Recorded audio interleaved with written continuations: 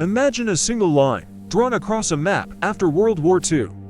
This line, the 38th parallel, was meant to be temporary, a simple administrative boundary on the Korean Peninsula. But it would soon become one of the most fortified and dangerous borders in the world, splitting a nation, a culture, and millions of families in two. To the north, a communist state backed by the Soviet Union. To the south, a capitalist republic supported by the United States.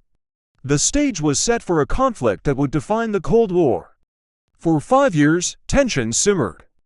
Then, in the early morning hours of June 25, 1950, the simmer turned into a boil.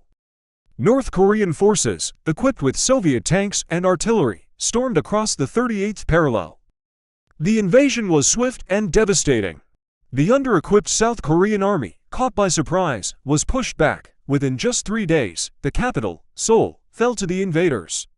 The world watched in shock as the first major armed clash of the Cold War era unfolded. It seemed as though the entire peninsula would fall under communist control within weeks. The United Nations, led by the United States, condemned the invasion and authorized a military response. This wasn't just about saving South Korea, it was about containing the spread of communism. A coalition of nations joined the fight. And a massive counteroffensive was planned. General Douglas MacArthur, a hero of the Pacific War, devised a daring and incredibly risky plan, an amphibious assault far behind enemy lines. At the port of Incheon, the tides and terrain were treacherous, but the gamble paid off spectacularly. On September 15, 1950, UN forces landed. Catching the North Koreans completely off guard, they quickly recaptured Seoul and cut off the enemy's supply lines, forcing a full-scale retreat. The tide of the war had dramatically turned. With momentum on their side, UN forces pushed north, crossing the 38th parallel with the new goal of reunifying Korea under a non-communist government. They advanced deep into North Korean territory, pushing towards the Yalu River, the border with China. But this advance triggered a new, terrifying phase of the war. China, fearing a US-backed nation on its border, issued warnings that were largely ignored. In late October 1950, hundreds of thousands of Chinese people as volunteer army soldiers secretly crossed the Yalu River and launched a massive counterattack. UN forces, unprepared for the sheer number of troops and the brutal winter conditions, were sent into a desperate retreat, one of the longest in US military history. The war, once thought to be near its end, was now a bloody stalemate. The fighting raged back and forth across the 38th parallel for 2 more years. The front lines solidified, and the conflict evolved into a brutal war of attrition, with trench warfare reminiscent of World War I.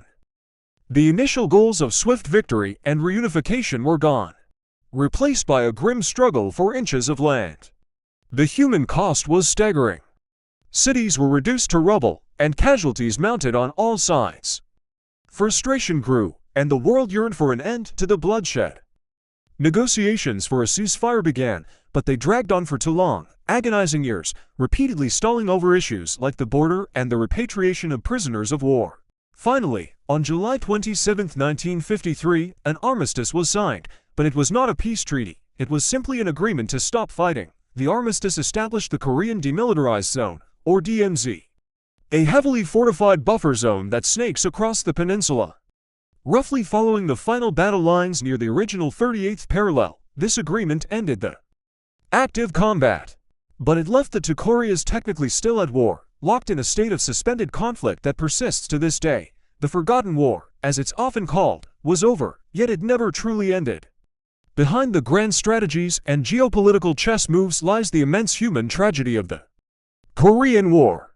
Over 3 million people, the vast majority of them civilians, lost their lives. Families were torn apart by the new border, with brothers and sisters, parents and children separated for decades, many never to see each other again.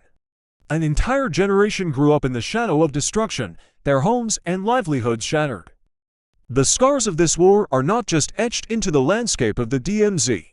They are deeply embedded in the hearts and memories of the Korean people, a painful legacy of division and loss that continues to shape their identity today. The Korean Peninsula remains a stark symbol of the Cold War's unresolved legacy. In the South, a vibrant, democratic, and economic powerhouse has risen from the ashes. In the North, an isolated, totalitarian regime remains, a relic of a bygone era. The DMZ is a constant, tense reminder that the peace is fragile. 70 years later, the Korean War is far from a forgotten conflict. It is a living history, a story of division and resilience, and a crucial lesson in why unresolved conflicts can cast long, dark shadows over the future. It's a reminder that a line drawn on a map can change the world, and that the fight for peace is often as long and difficult as the war itself. Thanks for watching. Don't forget to subscribe to Echoes of History Pro for more stories from our past.